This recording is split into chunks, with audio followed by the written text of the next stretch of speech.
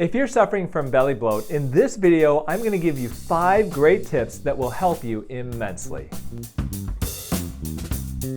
First, we need to define belly bloat and how belly bloat is different than other things that can make your tummy stick out. Now, there are 2 types of fat of the tummy. There is subcutaneous fat and visceral fat.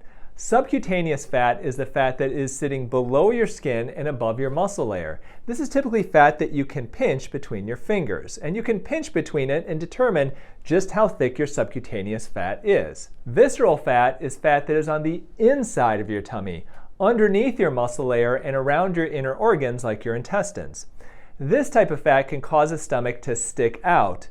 And the classic example of visceral fat is a guy who has a big pot belly. Is he asleep? Now, you may pinch the subcutaneous fat. There may not be much there, but there may be a lot of visceral fat causing the tummy to stick out and look round. So those are 2 types of fat that can cause the tummy to look round or fuller. They are not belly bloat. Another reason why the tummy can stick out is a diastasis, and this is a separation of the rectus muscles of the tummy that we most commonly see in women who've had several children. So normally the rectus muscles of the tummy come straight down the tummy, but when a woman becomes pregnant, then those muscles can get stretched out and even separated. And after the pregnancy is over, sometimes those muscles don't come back all the way, and this can cause the tummy on the inside to be a bit stretched out, and that can cause the tummy to stick out. There are some non-surgical options to improve subcutaneous fat, visceral fat, and even a diastasis, and I share them on this video that is linked right up here. But these are not the same issues as belly bloat. If you've got belly bloat, you may find that your tummy sticks out and you feel bloated and gassy, sometimes after eating the smallest amount of food and even after just drinking water. One way to determine if you've got a problem with belly bloat versus visceral or subcutaneous fat is whether the abdomen changes significantly. If your tummy feels like it's always sticking out, then that could be visceral fat. If you can pinch a lot of your tummy, then that could be subcutaneous fat. But if you go through periods where your tummy is really flat and then you eat or drink something and then it sticks out a lot and it just kind of undergoes this up and down roller coaster cycle, then that is more consistent with belly bloat. So now let's get into the solutions for bloating bellies. Our gut is populated by trillions of bacteria that we call the microbiome. And these bacteria are crucial to our body's processes. As the years go by, we learn more and more about the importance of the gut bacteria and having healthy gut bacteria. Now, there are connections that have been made between the health of the microbiome, this gut bacteria, and the health of our skin, the health of our overall digestive system, and even the health of our brains. Now, when you have a good amount of healthy gut bacteria, this can impact your body in great ways. But conversely, having a lot of unhealthy gut bacteria can cause you medical problems. We are learning now that excessive amounts of sugar can actually help feed the unhealthy gut bacteria and cause you to have an unhealthy microbiome. So drinking a lot of sugary drinks like soda pop can increase the amount of unhealthy gut bacteria you have, and that can worsen belly bloat. This is in addition to the carbonation in these drinks that can also increase gassiness and the bloating. So my recommendation is if you've got issues with belly bloat and you drink a lot of soda pop, just try cutting it down. Going from 2 cans of soda pop to 1 can is a big deal, and that hopefully will help your symptoms.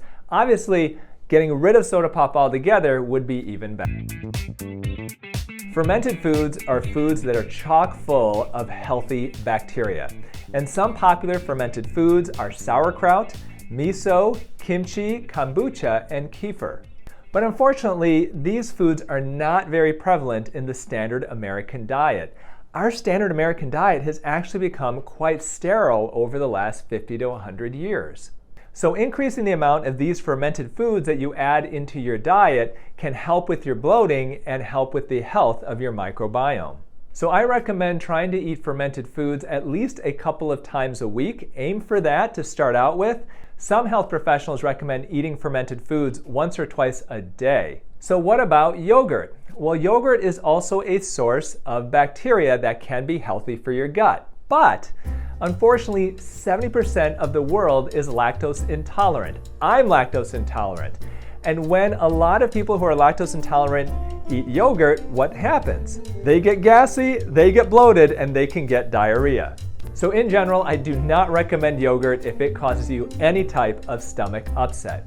Now, there are some non-dairy yogurts that are available. If you're a yogurt fan and you've got issues with stomach upset with the lactose, then it may be worth trying some of those. Well, if you're not a big fan of fermented foods, if you just can't tolerate that soury taste, then another option is to take a daily probiotic.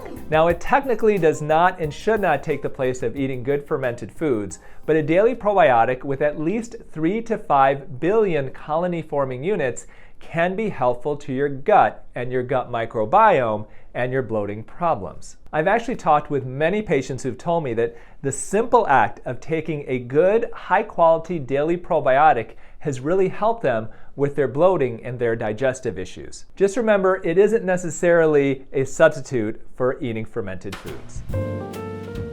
Peppermint tea is known to help with gassiness and bloating by increasing the motility of your GI tract. Basically, it relaxes the muscles of your digestive tract, and that allows the gas to move through the digestive tract more freely. If you've got bloating issues, I would recommend aiming for 1 to 2 cups of peppermint tea each day.